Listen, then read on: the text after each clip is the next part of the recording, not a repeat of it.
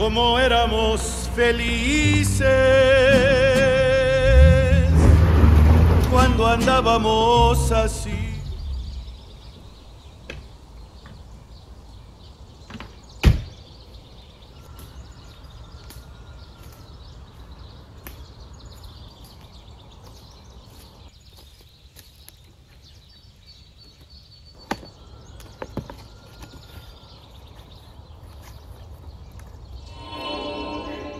Ça c'est pépite mon vieux. Allez hop, ça on emmène à la joie.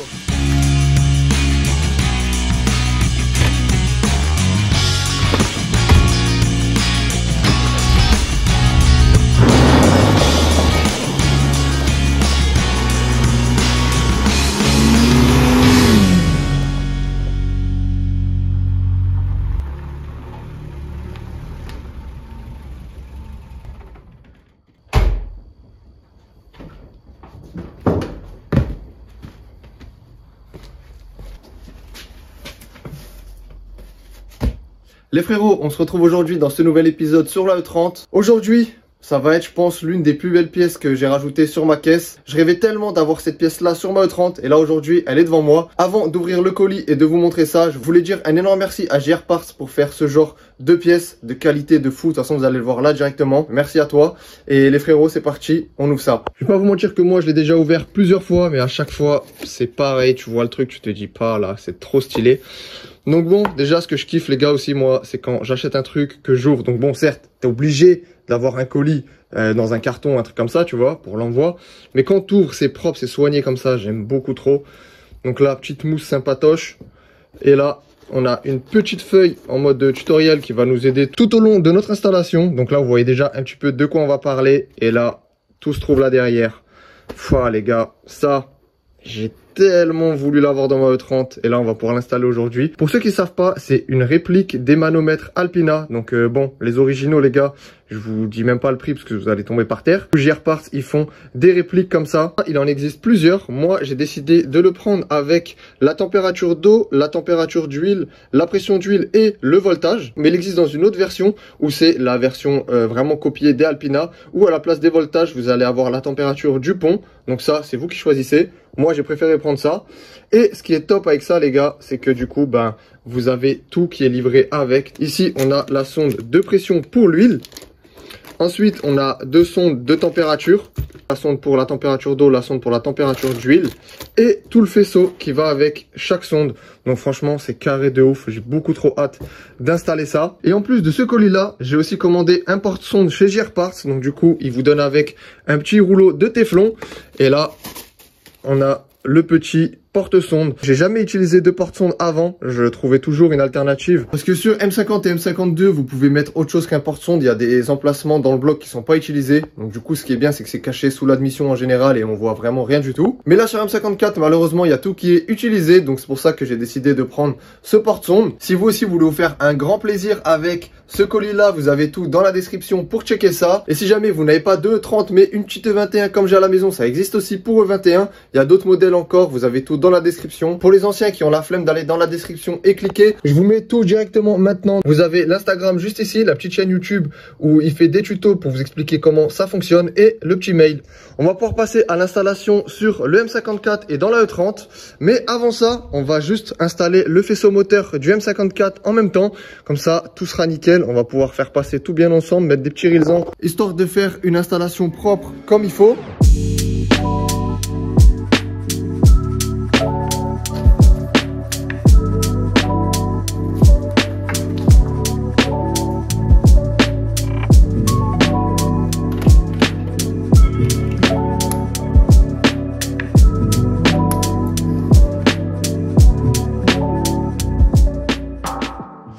Ça y est, le faisceau moteur est en place, donc tout ce que je pouvais brancher est branché. Il reste 2-3 trucs pas branchés comme ça, ça aussi. Il y en a encore une ou deux là en bas. Ça, c'est toutes les prises qui vont venir se mettre sur l'admission. Donc on a l'actuateur de ralenti, la valve d'ISA, tous ces trucs-là. Et ensuite, on va encore avoir une deuxième partie de faisceau à venir mettre qui, elle, concerne les sondes lambda, toutes les prises qui vont venir se mettre sur le calculateur. Donc ça, je l'ai là-bas en bas. On fera une vidéo vraiment dédiée à ça parce que il y a toute la partie encore de la boîte auto que j'aimerais supprimer. Donc on regardera ensemble tout ce qu'on peut enlever ou non. Et en plus de ça, cette partie de faisceau là, c'est celle-là qui est reliée directement à la voiture. Et j'ai acheté encore un adaptateur pour relier le faisceau du M54 à la E30. Donc c'est pour ça qu'on fera vraiment une vidéo dédiée à ça. Et à mon avis, ça sera très certainement la vidéo du premier démarrage. Et maintenant, la dernière chose qu'on va venir faire avant de pouvoir installer le manomètre Alpina, c'est juste remettre l'alimentation de mon autoradio, puisque dans le petit manuel juste ici, ils nous disent de nous reprendre sur l'autoradio, donc reprendre l'alimentation vu que c'est un plus après contact. Et quand j'avais installé mes anciens manomètres, j'avais pris le plus après contact au même endroit, donc du coup le fil il est là, il nous attend gentiment, donc on va pouvoir utiliser celui-là. Et tout ce faisceau que vous voyez là, c'est le faisceau pour l'autoradio, donc là on a toute la partie alimentation, donc c'est cette partie là que nous on va garder pour l'instant. Et tout ça c'est juste tout simplement ce qui va à chaque fois, à chaque haut-parleur. Mais moi j'ai un vieux système pourri, donc du coup ils avaient repiqué, vous voyez, avec des fils comme ça, parce que ça repassait dans un petit boîtier. Tout ça, il n'y en a plus besoin. Aujourd'hui, on fait des trucs beaucoup plus simples et beaucoup mieux. Donc moi, je vous avais dit que j'allais faire une vidéo complète quand on allait faire ça. Je dis on parce qu'il y aura très certainement Anatole, le pro de la sono, pour m'aider à faire ça. Vraiment, lui, il est trop chaud. Enfin, il installe les trucs, tout. Il sait exactement quoi mettre, ses carrés. Donc, du coup, je ferai ça avec lui. Encore une fois, ça sera une installation propre, nickel. Il n'y aura pas de gros haut-parleurs, des trucs chelous dans le coffre qui prennent la moitié du coffre, que ça sert à rien. On va mettre des trucs sympas, discrets comme il faut, qui font quand même un bon son. En attendant, ce que je vais faire, c'est que ici, là, il y a plein de dominos, frère, des trucs éclatés. Je vais tout enlever et je vais couper les fils là où j'ai plus besoin, et moi je vais garder vraiment juste ma partie alimentation pour que ça vienne quand même alimenter les câbles ici, et qu'en attendant que je mette un poste radio ou qu'on vienne tout brancher avec Anatole, mes manomètres pourront quand même fonctionner avec ce faisceau là. Et voilà les gars, à quoi ressemble le petit faisceau qu'on va utiliser. Donc là, il y a tout qui est comme avant, j'ai juste refait ça au propre comme il faut, rattacher tout ce qu'il fallait ensemble.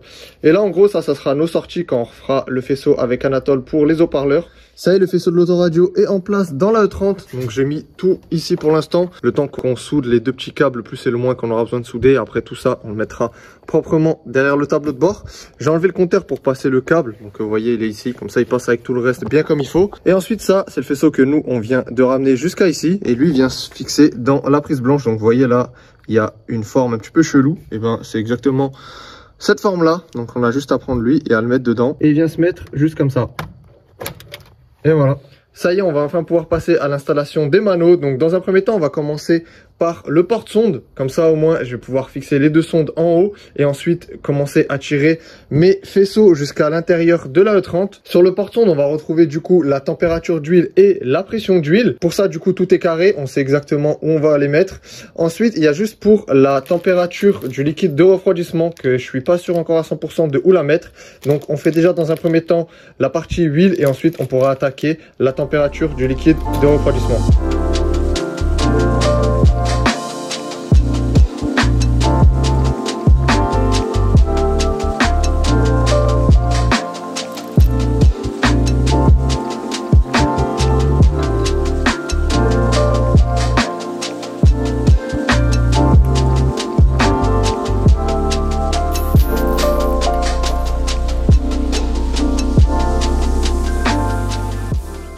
Ça y est, le porte-sonde est en place avec les deux sondes dessus. Le faisceau, je l'ai fait nickel avec le petit scotch tissu comme d'habitude. J'ai raccroché ça sur le faisceau d'origine du moteur et j'ai tiré tout ça à l'intérieur. Je suis repassé par les trous déjà existants. Là, il faut que je coupe encore les rilsans. Je les ai pas serrés à fond parce qu'il reste encore le câble pour la sonde de température d'eau. Donc là, j'ai laissé assez pour pouvoir réussir à le passer encore dans le même rilsan. Donc bref, j'ai fait passer tout nickel comme ça. Là, les câbles, ils sont là actuellement. Donc ça va, niveau longueur, on a large qu'il faut. Jusque là, pour l'instant, il y a tout qui se passe bien comme il faut. Le seul petit truc là que moi, si vous me connaissez maintenant depuis toutes les vidéos, les gars, vous savez que ça, je pense que ça va très vite finir en noir. Je vais le repeindre, je pense, encore dans cette vidéo. Je sais pas, je suis pas trop fan quand on voit beaucoup les modifs comme ça et tout. Après, bon, quand c'est dans une caisse de drift et tout, c'est différent. Mais dans la E30, je veux vraiment que ça soit carré et qu'on voit pas grand chose. Une fois repeint, je pense que ça va être vraiment top comme pièce. Ça va être très discret. Et petite chose qu'on va devoir vérifier encore, on va remettre le capot après parce que j'ai l'impression que la sonde, quand même, là, elle monte grave haut. J'ai peur que le capot, il va pas fermer. Donc ce qui est bien, c'est qu'après, vu qu'il n'y a pas de feu, on pourra regarder en passant par ici, une fois que le capot il sera en place, voir si ça vient toucher ici ou non. Normalement, tous ces trucs-là, c'est prévu pour un M54 qui est dans une E46 ou une E39 ou tous les autres modèles qui ont ce moteur-là. Donc forcément, soit le moteur il est un petit peu plus bas, il y a plus de place, ou le capot est plus haut. Là, dans une E30, bah, t'adaptes tout. J'espère que ça va passer. Donc on va faire le test. À peu de choses près, le capot, il sera comme ça. Il sera très légèrement plus haut, vu que là, on n'a pas les ailes et on n'a pas non plus la barre, vous savez, qui tient le capot fermé, ce qui se met normalement là dans la face avant. Donc le capot, il va être, je pense, un petit peu plus haut, genre comme ça, au lieu d'être vraiment contre la face avant. Donc on va voir déjà l'espace qu'on a comme ça. Ah ouais, ok, donc là, on est vraiment limite de chez limite, quoi. Bon, ça touche pas déjà, c'est une bonne chose, mais... ce qu'il n'y a pas aussi sur mon capot là, c'est la mousse d'isolation que je compte remettre vu que je l'ai déjà. Je pense que ce qu'on va gagner une fois que tout sera en place et que le capot aura sa position comme il faut définitive, avec la mousse, on va le repère. Donc je pense qu'on sera à peu près comme ça. J'espère que ça passera une fois tout fini, sinon ça va être un petit peu galère.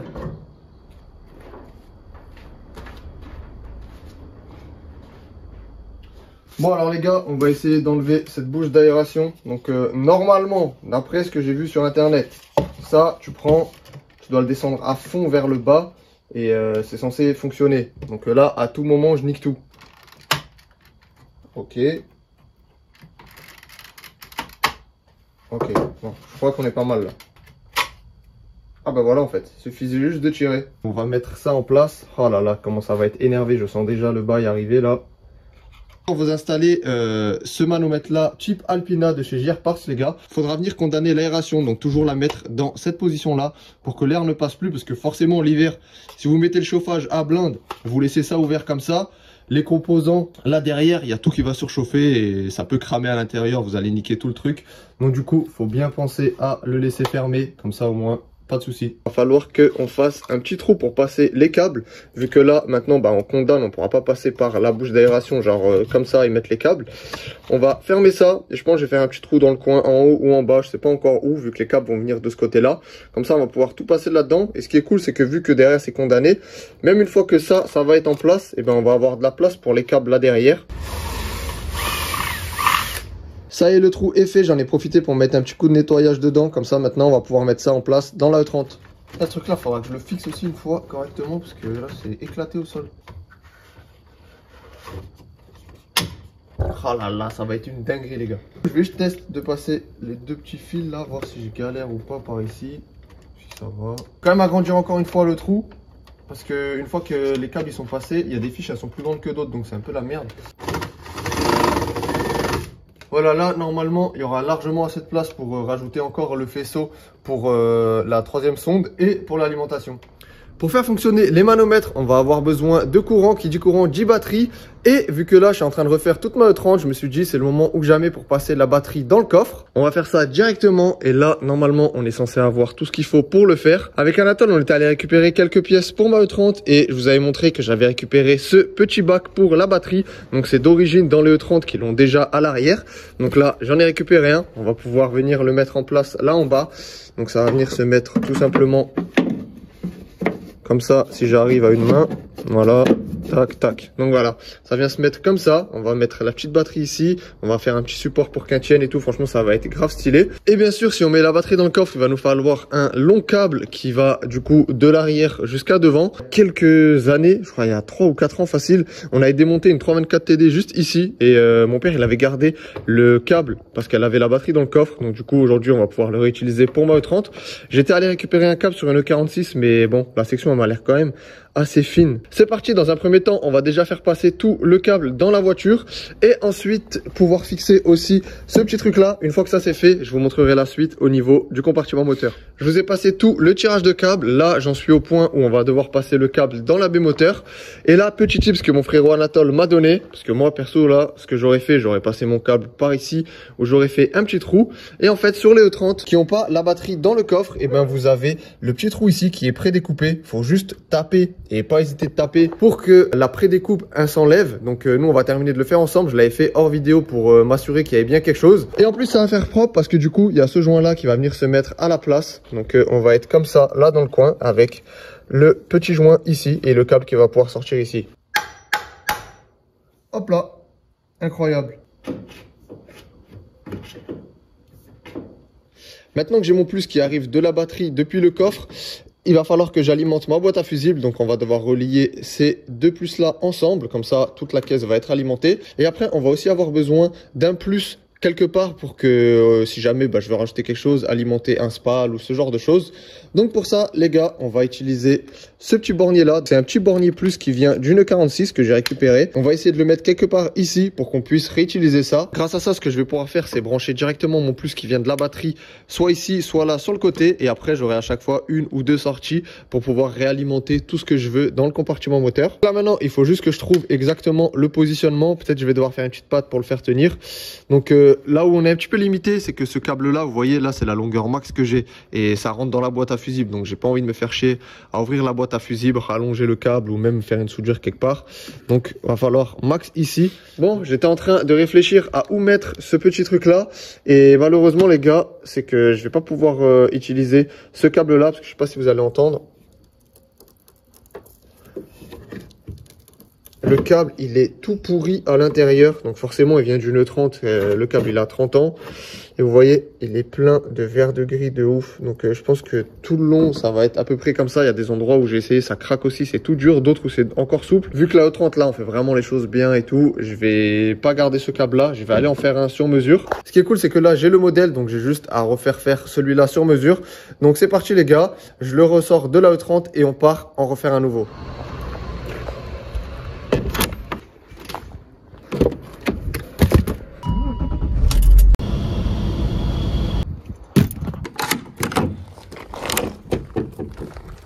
Ça y est, de retour à la maison avec un câble tout beau, tout neuf. On peut enfin continuer. J'ai retiré le câble jusqu'à devant. Il est juste ici. Donc maintenant, il va falloir se creuser un petit peu les méninges pour réussir à faire un truc propre avec ça. Le fixer bien comme il faut. Et par la même occasion, du coup, je vais terminer tout à l'arrière, faire le câble de masse. Et comme ça, on va pouvoir poser la batterie.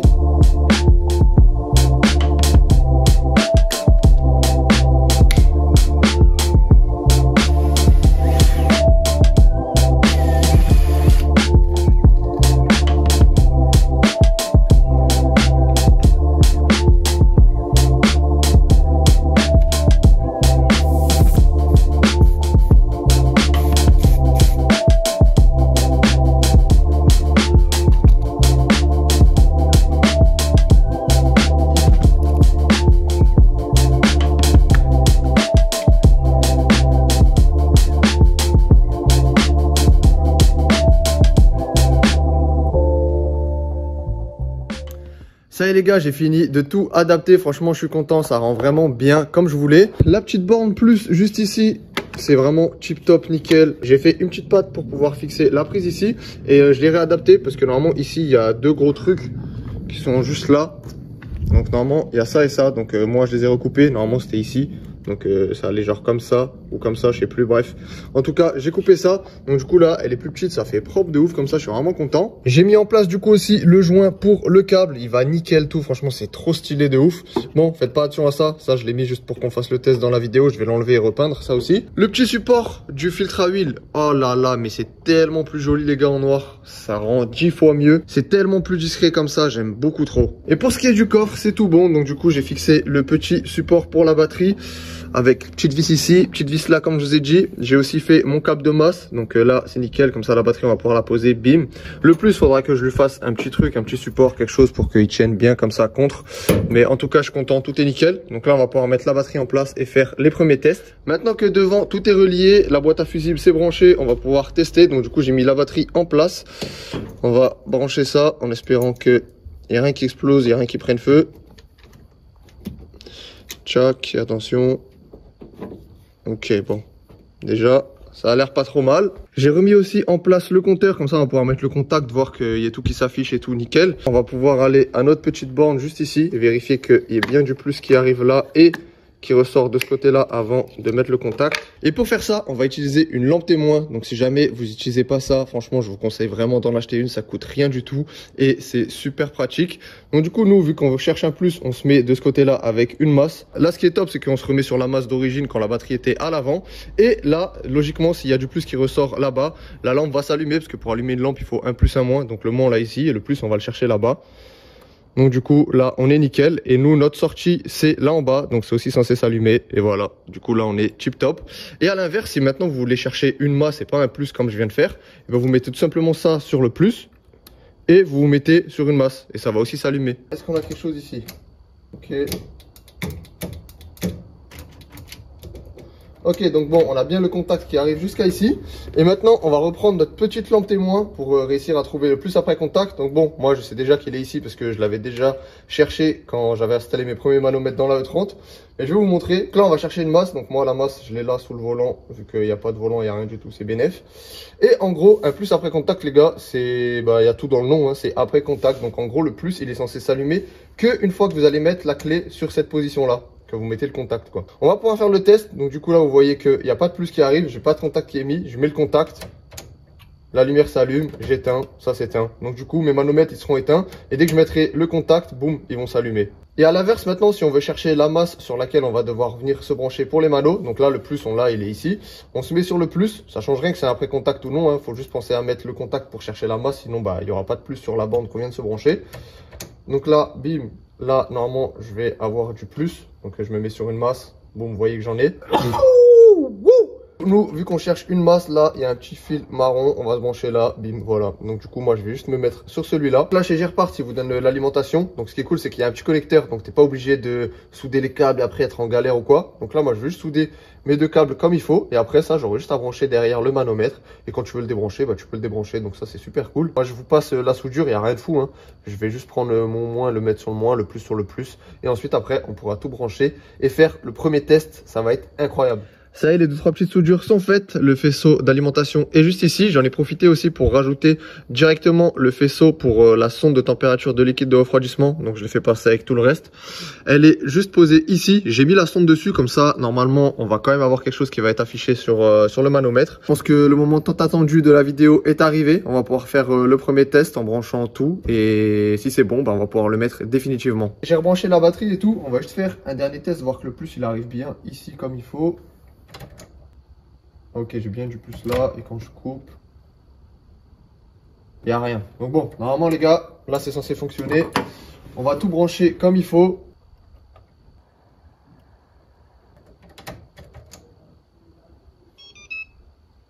Oh là là là, dinguerie de ouf. Oh comment c'est trop stylé. Donc du coup là pour l'instant il y a tout qui marche. Donc ça c'est la pression d'huile, normal qu'il n'y a rien affiché vu qu'il n'y a pas de pression. Là on a la température d'huile, donc bon il n'y a pas d'huile, donc du coup c'est la température qui est dans le support du filtre à huile. Là il y a 19 degrés. Ensuite température d'eau 22 degrés, c'est la température ambiante vu que la sonde elle est posée comme ça. Et ensuite batterie on a 13,2 volts. Donc bon, il y a tout qui fonctionne. Je vais pouvoir le fixer dans la bouche d'aération définitivement. Mais comment c'est méga stylé les gars. Oh là là la dinguerie. Attends, ça, il faut bien le régler, pareil. À partir de maintenant, quand je vais m'asseoir dans ma E30, j'aurai cette vue-là. Bon, il y aura une moquette, une pédale d'accélérateur aussi au passage, ça peut être utile. Un petit volant, tout ce qu'il faut. Mais je verrai ça comme ça. Et ça, c'est putain de trop stylé. Même le bip bip, il est incroyable. Si il n'y avait pas le bip bip, ça serait pas aussi stylé. C'est tellement la meilleure option que j'ai rajoutée dans ma E30, ça. N'hésitez pas à me dire, vous, en commentaire, ce que vous pensez de ces manos-là.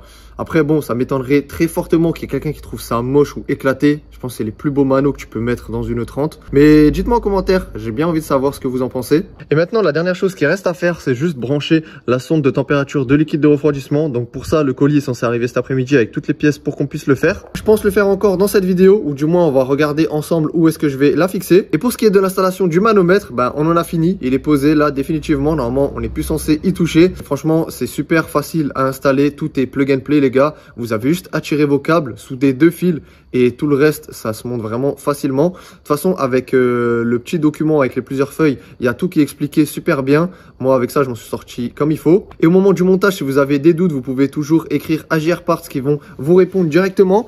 Moi, d'ailleurs, je l'avais écrit parce que pour la sonde de pression d'huile, je savais pas si elle devait descendre plus bas ou non. Avant de forcer comme un mongol et tout péter, j'ai préféré lui écrire et elle n'est pas censée descendre comme ça parce que c'est un filetage conique. Donc du coup, après, il faut juste serrer au couple comme il faut. Donc c'est ce que j'ai fait. J'attends que le colis arrive et on termine termine l'installation complètement. Ça y est, j'ai reçu le petit porte-sonde pour la sonde de liquide de refroidissement. Donc comme un mongol, j'avais pas vu en fait que le pas de la sonde c'était pas du tout le même que le support que j'avais acheté. Ça c'était du 1/8e NPT et la sonde c'est du 12 par 1/5 il me semble. Donc bon, du coup je me suis amusé à repercer et à retarauder, donc au moins ça c'est good, maintenant c'est fait. On va pouvoir essayer de mettre ça en place. Et c'est là les gars où je vous ai dit que je savais pas où mettre cette sonde là, parce que logiquement ça quand tu le mets comme la plupart des gens, et le truc le plus simple, le plus facile, c'est tu coupes ta durite là et tu viens piquer ça là comme ça au milieu. Donc j'ai exactement la même chose sur le E36, ça fonctionne très bien. Mais le problème c'est que déjà j'ai galéré de fou avec cette durite là. Et en plus de ça, comme je vous l'ai dit quand on a fait le circuit de refroidissement, la durite ici, vous le voyez comme ça là, elle vient vraiment descendre comme ça. Il y a vraiment une pente par ici. Et le fait que j'ai mis un radiateur comme ça avec le vase intégré, ça fait que bah du coup la sortie elle est ici. Alors que si j'avais pris un radiateur M3, cette sortie là du radiateur, elle aurait été ici. Donc du coup, plus c'est long, moins la pente elle va être d'un coup raide comme ça vers le bas. Donc c'est pour ça que ça me fout un petit peu la merde avec la durite. Déjà que je suis pas trop fan de cette durite là. Si en plus là je vais venir, je vais couper, je vais mettre ça entre, je pense que ça va être une galère de fou malade. Je vous avoue que là je suis un petit peu dans une impasse, je sais pas trop quoi faire si je la mets comme ça. Enfin en fait sur M54 ils avaient fait comme sur M50 ou M52 des emplacements disponibles pour mettre des sondes sur la culasse, ça aurait été réglé depuis longtemps. Là il y a un autre emplacement qui est disponible mais moi je suis pas trop fan, c'est juste en dessous des collecteurs. Si vous allez là en bas sur M54, vous voyez la vis qui est juste là en bas. Donc celle-ci, faut juste acheter un petit adaptateur et comme ça vous pouvez mettre la sonde là. Mais le truc qui est relou, c'est que c'est vraiment à côté des collecteurs et on va pas se mentir que ça va bien chauffer. Et la sonde elle est quand même un petit peu longue, donc avec le faisceau et tout, je pense que ça va être une galère. Je vais quand même essayer, je pense, de faire quelque chose avec ça. Donc on va le mettre comme ça ici, essayer de voir si ça fonctionne, si j'arrive à faire quelque chose. Qui sait, hein, ça se trouve en mettant ça, peut-être que ça, vu que je vais pouvoir le lever un petit peu, je vais réussir à faire une durite un petit peu plus belle que celle-là, parce que franchement je la trouve pas non plus incroyable celle-là. Je sais même pas si ça va tenir. Là je suis vraiment à ça de passer quand même sur un radiateur M3 avec le vase déporté. Tant pis, il y aura le vase d'expansion posé sur la tourelle, mais je me dis au moins ça va me faciliter tellement les choses. Et en plus de ça, je sais que ça va beaucoup me refroidir, sachant que moi je préfère quand même privilégier la performance et la fiabilité de mon bloc plutôt que juste de l'esthétique, à rien à voir sur les deux tourelles et juste pour que ça soit beau. Mais bon, c'est vrai que quand tu ouvres un capot, que c'est beau, que c'est propre dedans, quand même tu as une petite satisfaction. Après, un radiateur M3 ça fait super propre, et le vase d'expansion, vu que je vais reprendre un tout neuf, je pense pas que ça va faire tâche non plus. Juste que bah voilà, la tourelle on la verra moins, il y aura un truc qui va prendre toute la place là ici. N'hésitez pas à me dire en commentaire ce que vous auriez fait et moi je vais essayer d'adapter ça et je vous reprends pour vous donner le résultat. Ça y est, j'ai coupé la durite, j'ai mis le porte-sonde en place. J'ai vraiment fait en sorte de pouvoir le mettre le plus proche possible par là-bas pour qu'on ait le plus de place ici. Et malgré ça, là on est quand même dans une galère totale les gars pour réussir à faire une durite qui va juste de là à de là. Le coude il est impossible, tu vois. C'est vraiment la merde ça comme ça. Du coup je pense vraiment passer sur un radiateur M3. Ça va, je pense, régler mon souci, parce que bah du coup comme je vous ai dit, la durite là elle va aller au moins jusqu'à ici. Donc là j'aurai la taille d'une durite normale, donc ça ira beaucoup mieux. J'ai regardé un petit peu ce swap là dans d'autres caisses, ce que ça donnait. Et si on prend par exemple une E36, et ben il y a plein de gens qui tournent avec aussi ce radiateur là et ils n'ont pas ce souci de durite, parce que j'ai l'impression que quand même la B-moteur sur une E36, tu vois, il y a un petit peu plus de place. Donc du coup ça va bien comme il faut. La durite c'est nickel, même avec le porte-sonde et tout. Franchement je pensais pas que j'allais galérer autant pour une pauvre durite sur un radiateur. Bon, j'avais fini de vous tourner toute la vidéo et tout. Là on est le lendemain de ce que vous avez vu hier. Et j'ai quand même continué de chercher. Là ce matin je voulais quand même essayer de trouver une solution. Déjà ce qui est cool c'est que j'ai trouvé une solution pour la sonde de température de liquide de refroidissement. Donc je pense pas forcément mettre ça, parce que bah, vous avez vu hier hein, que vraiment c'est, enfin, trouver une durite qui va de là à de là c'est impossible avec l'angle que ça fait et tout. J'avais oublié qu'il y en avait une aussi sur le radiateur. Donc ce que je vais faire c'est que celle-là je vais la dégager, parce que normalement celle-là c'est pour déclencher des spales électriques il me semble. Et là j'ai juste un adaptateur à acheter pour passer du 14 par 1.5 au 12 par 1.5. J'aurai ma sonde de température qui sera dans le radiateur. Donc bon, au niveau de la prise d'information, c'est pas non plus le meilleur endroit. Le mieux, comme j'ai dit, c'est au niveau de la culasse pour que ce soit vraiment le top du top. Mais je me dis que si l'information est prise ici pour déclencher les spales, c'est que je peux quand même me fier à la température d'ici. Et dans tous les cas, au compteur, j'aurai encore la température normale qui s'affichera, parce qu'on va se repinguer normalement sur cette sonde de température là qui elle va au calculateur. Vous pourrez avoir la vraie température de la culasse au compteur. Et ici, on aura en gros juste une deuxième information. Donc ça va, normalement on a 2 informations, ça devrait largement le faire. Mon problème normalement pour la sonde de température c'est réglé. Je vais commander le petit adaptateur, comme ça on va pouvoir mettre ça dans une prochaine vidéo. Et là maintenant, je suis sur cette putain de durite. Sauf que maintenant j'ai coupé ma durite bleue qui allait à peu près bien. Donc je me retrouve de nouveau sans durite. J'ai essayé de trouver une autre solution et c'est vrai que moi j'étais obstiné à vouloir absolument mettre des durites en silicone. Et j'avais oublié que les durites normales, ça va aussi très bien. Et on arrive à trouver des durites qui sont préformées autrement parce que sur certains modèles, c'est à l'usine directement qui prévoit les trucs et tout, tu vois. Donc, tu arrives à trouver des coudes comme ça. Et celle-là, les gars, elle est pépite de ouf. Je l'ai trouvée dans le carton que j'ai à la maison et je sais pas pourquoi la dernière fois je l'avais pas vue. Je l'ai mis en place. Je vais vous montrer. Elle est vraiment tip top. Elle va nickel. Regardez, déjà rien que comme ça là, on voit que c'est nickel. Le seul petit bémol que j'ai avec cette durite, forcément, si j'avais tout de suite la bonne, ça aurait été incroyable. C'est que, là en dessous, elle est un peu craquelée, un peu déchirée. Donc, je sais pas si je tente quand même de mettre celle-là, de laisser et de voir. Le souci, c'est que si j'avais dessus une référence, je me suis dit, bon, vas-y, c'est pas grave, je recommande une nouvelle, je mets celle-là en attendant. Et quand celle-là pète, je mettrai la nouvelle. Sauf que il y a 0 référence dessus. Si jamais il y en a d'entre vous qui reconnaissent cette durite, je sais que là, je lance vraiment une bouteille à la mer et que ça va être vraiment galère de retrouver cette durite. Mais si quelqu'un sait de quel modèle ça peut venir, après, ici, elle a déjà été coupée, donc je sais pas comment Infini derrière, si ça refait un retour, si c'est tout droit ou quoi, mais si vous connaissez une durite qui fait cet angle-là, n'hésitez pas à me dire en commentaire si vous avez une référence, quelque chose, ou même si ça vous fait penser à un modèle, même si c'est pas forcément celui-là, mais que vous connaissez une durite qui fait cet angle-là et qui est en 38 ici. En plus de ça, ce qui est cool, c'est que du coup, ça me permettra quand même de garder ce radiateur-là. Une fois en place, ça ressemble à ça. Elle fait pas de plis bizarres, elle reste ronde tout le long, peu importe quel angle on prend. La durite, elle est vraiment bien. Et sur ce, moi, je vous laisse avec la fin de la vidéo que j'ai tournée hier. On va se faire un dernier petit plaisir quand même et regarder à nouveau ce petit manomètre qui est incroyable. Franchement, je suis vraiment trop content les gars de cette installation. Moi j'ai remis le frein à main aussi, donc bon, quand je roulerai, s'il y a le frein à main en place, je verrai quand même. C'est vraiment beaucoup trop stylé. Sur ce, on va se laisser là-dessus. Pensez à mettre un petit like à la vidéo, à vous abonner si c'est pas encore fait. On vient de passer le cap des 40 000 abonnés. C'est vraiment un truc de ouf. Encore merci à vous pour tout le soutien. Sur ce, portez-vous bien et je vous dis à très vite pour une nouvelle vidéo.